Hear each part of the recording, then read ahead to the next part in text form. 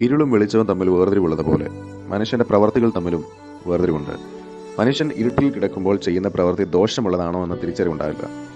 കാരണം അകവും പുറവും ഇരുട്ടിനാൽ ബാധിതമാണല്ലോ. ലൂക്കോസ് 19 അധ്യായത്തിൽ ചുങ്കക്കാരിൽ പ്രമാണിയും ധനവാനുമായ സക്കായിയെ പരിചയപ്പെടുത്തുന്നു. ആളിൽ കുറിയവനായ സക്കായി യേശു എങ്ങനെയുള്ളവനെന്ന് കാണുവാൻ ശ്രമിച്ചു എന്ന് എഴുതിയിരിക്കുന്നു.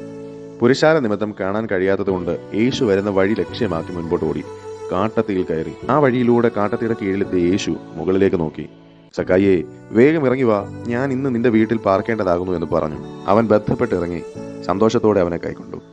ആ നിമിഷങ്ങളിൽ പുരുഷാരങ്ങളാൽ ചുറ്റപ്പെട്ട യേശുവിന്റെ സമീപം കാട്ടത്തിക്ക് കീഴിൽ നിൽക്കുന്ന സക്കായിയുടെ മാറ്റം വളരെ ആശ്ചര്യം ഉളവാക്കുന്നവയാണ്. കുബുദ്ധികൾ മാത്രം മനഞ്ഞ സക്കായിയുടെ തലയിൽ ജീവിതത്തിൽ ഒരിക്കലും ഉദിച്ചിട്ടില്ലാത്ത വെളിച്ചം അന്നുദിച്ചു.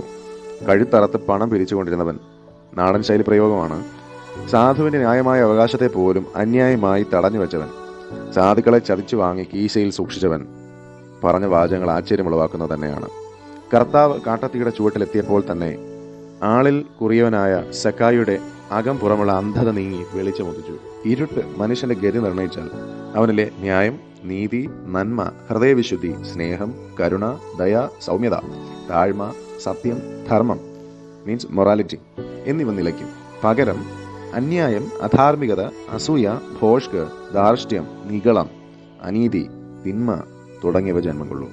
പുറമേ മനുഷ്യരൂപം നമുക്കുണ്ടെങ്കിലും ഈ ഇരുട്ടിന്റെ സ്വഭാവം അധാർമികരായ സുബോധത്തിന്റെ നന്മയുടെ വെളിച്ചം നഷ്ടപ്പെട്ട മനുഷ്യരാശിയെ സൃഷ്ടിച്ചുകൊണ്ടേയിരിക്കും. കാട്ടത്തിൽ നിന്നും ബന്ധപ്പെട്ടിറങ്ങി വന്ന സക്കായിയോട് യേശു ന്യായത്തെക്കുറിച്ചോ അന്യായത്തെക്കുറിച്ചോ യാതൊന്നും സംസാരിച്ചില്ല. എന്നാൽ വെളിച്ചമുള്ളിടത്ത് ഇരുട്ടിന് നിൽക്കാൻ സാധിക്കാത്തതുപോലെ ക്രിസ്തുവിന്റെ സാന്നിധ്യം അറിഞ്ഞപ്പോൾ തന്നെ സക്കായിക്ക് തന്റെ കുറവുകൾ ബോധ്യപ്പെട്ടു. താൻ നിൽക്കുന്നത് സത്യമായും നീതിയോടെ ന്യായം വിധിക്കുന്നവന്റെ മുമ്പിലാണെന്നുള്ള തിരിച്ചറിവ് സക്കായിക്കുണ്ടായി. ഈ കാലഘട്ടത്തിലും വെളിച്ചമുദിക്കാത്ത സക്കായിമാരുണ്ട്. ഇരുട്ടിൽ മാത്രം വസിക്കാൻ ഇഷ്ടപ്പെടുന്ന സക്കായിമാർ. ക്രിസ്തുവിനെ അവർ കാണാൻ ആഗ്രഹിക്കാത്തത് അന്യായമായതെല്ലാം നഷ്ടപ്പെടുമെന്ന ഭയം കൊണ്ടാകണം. ഒരു ഉപമയും യേശു പറഞ്ഞിട്ടുണ്ട്. ധനവാൻ ദൈവരാജ്യത്തിൽ കടക്കുന്നത് ഒട്ടകം സൂചിക്കുഴിയൂടെ കടക്കുന്നത് പോലെ തന്നെയെന്ന്. ക്രിസ്തുവിനെ കാണാൻ ഹൃദയം കൊണ്ട് ആഗ്രഹിച്ചാൽ അകം പുറം മൂടിയിരിക്കുന്ന അന്ധത മാറും. ദൈവിക വെളിച്ചം നിന്നിൽ പ്രകാശിക്കും. ദൈവം എല്ലാവരെയും സഹായിക്കുമാറാകട്ടെ.